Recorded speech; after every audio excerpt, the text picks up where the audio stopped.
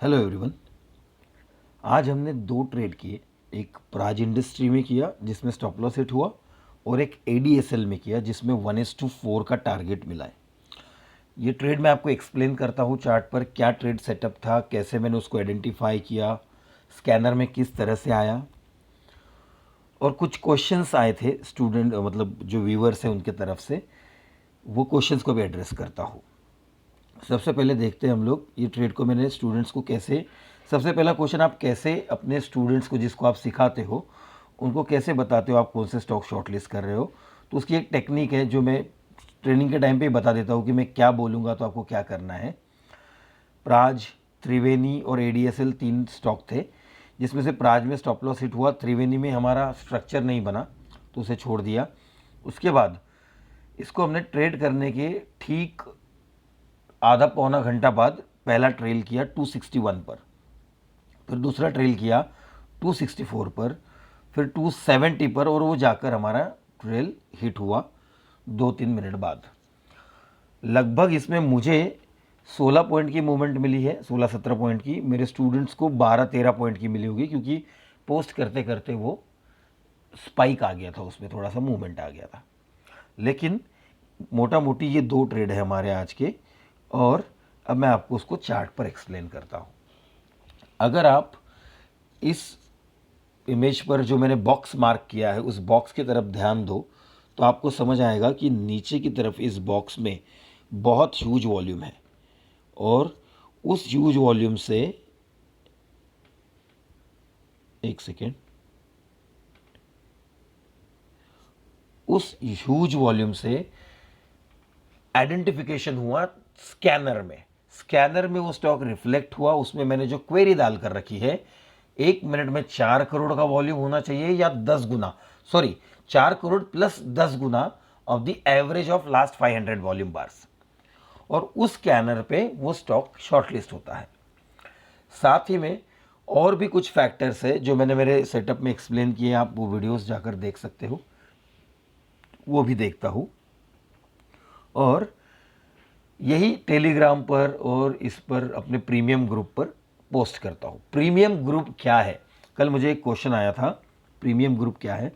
जो स्टूडेंट मुझसे ट्रेनिंग ले रहा है, जो मुझसे ट्रेनिंग लेता है, उसको मैं रोज़ लाइव मार्केट में सपोर्ट करता हूँ, हैंड होल्डिंग देता हूँ 1 साल के लिए।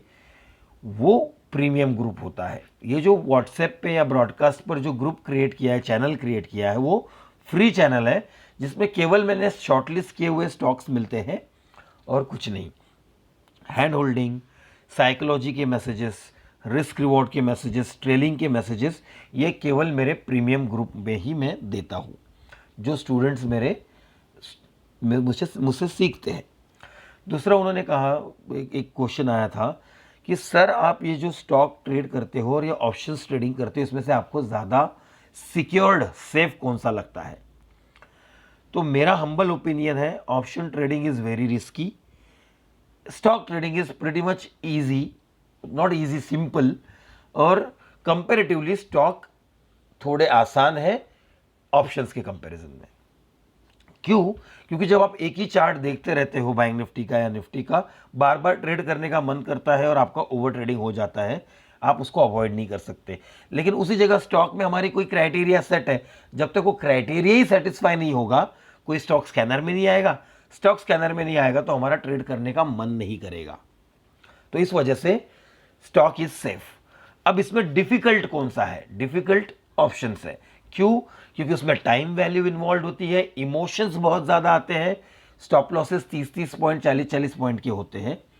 इस वजह से रिस्क रिवॉर्ड मेंटेन करना, उसको ऊपर जाते हुए होल्ड करना, थोड़ा इमोशनली डैमेज करता है। अब कंपैरिजन में मैं किसे ज़्यादा प्रेफर करता हूँ, तो मेरे 80-90% ट्रेड्स दोनों, मतलब दोनों में इक्वली ट्रेड होते हैं। कभी कभी ऐसा दिन आता है जब बहुत मोमेंटम है तो इंडेक्स में ज़्यादा ट्रेड होते हैं, और जब मोमेंटम नहीं है इंडेक्स में, स्टॉक्स में ही ट्रेड होते हैं। अब दोनों में सर्च करने में सेटअप आसान कौन से है? इंडेक्स के। क्यों?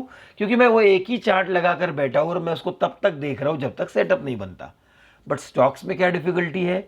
स्टॉक्स में मैं बार बार स्कैनर में आने वाले स्टॉक को चार्ट पर लगाकर मुझे देखना होता है whether this stock is satisfying my condition और नॉट। तो ये कम्बरसम जॉब है, दिन भर स्कैनर पर नज़र रखनी है। अब आप करते हैं ट्रेड को एक्सप्लेन।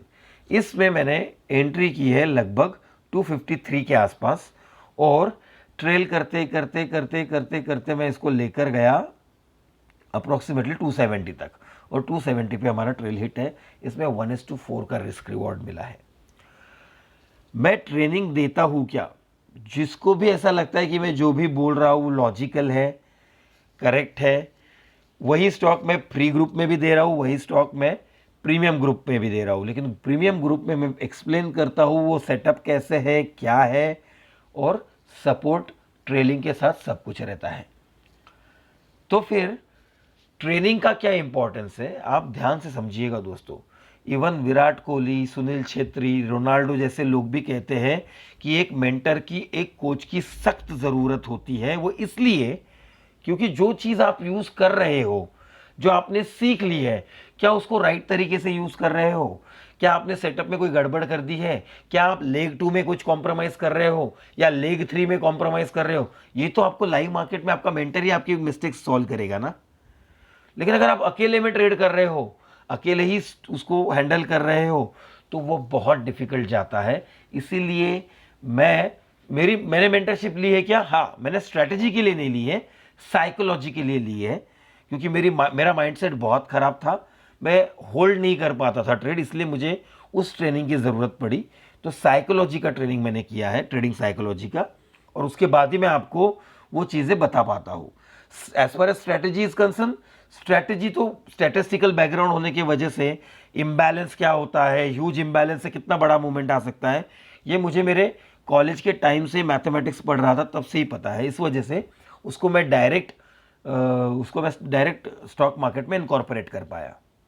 बाकी अगर किसी को भी लगता है कि ये जो स्ट्रैटेजी है इसमें बड़ा रिस्क रिवॉर्ड है, तो ये भी जान लो कि 50% स्टॉप लॉस के लिए जब तक आप रेडी नहीं हो, 10 में से 5 बार ट्रेल प्लस स्टॉप लॉस, मतलब 3 में ओरिजिनल स्टॉप लॉस जाएगा, 2 में ट्रेल जाएगा, और तब जाकर कोई बचे हुए 4 या 5 आपके टारगेट की ओर अग्रसर होगे।